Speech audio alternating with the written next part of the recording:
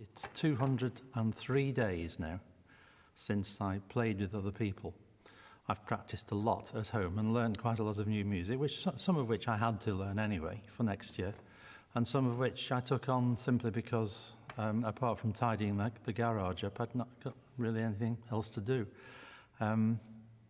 The main thing that happened, though, was that the last concert I gave was a chamber concert in Moscow.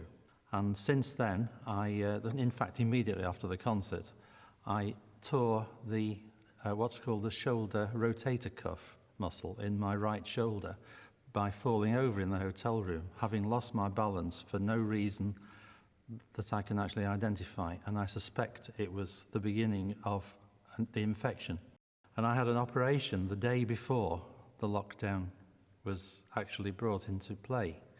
So the lockdown was for me a recovery period. I didn't play for some weeks, and then when I started to, I began to play all kinds of pieces I'd never played before and learning new material, and finally revising the Tippett piano concerto. And it's wonderful to come back to. I did play it quite a lot in the 80s and 90s, but actually I think the last time was probably either 99 or 2000, so 20 years ago. It's a little bit unexpected harmonically sometimes, but it is based around a tonality, which means that it's actually really very approachable.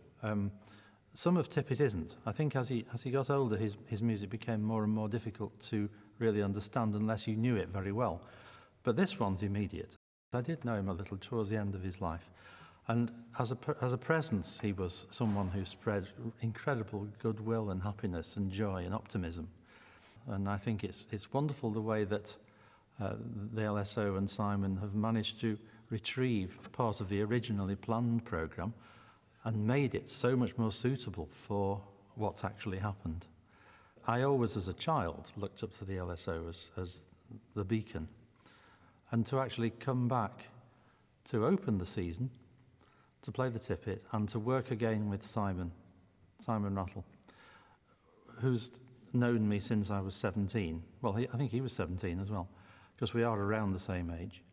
And we've played so many concerts over the years, particularly during the Birmingham period, but actually also in Berlin.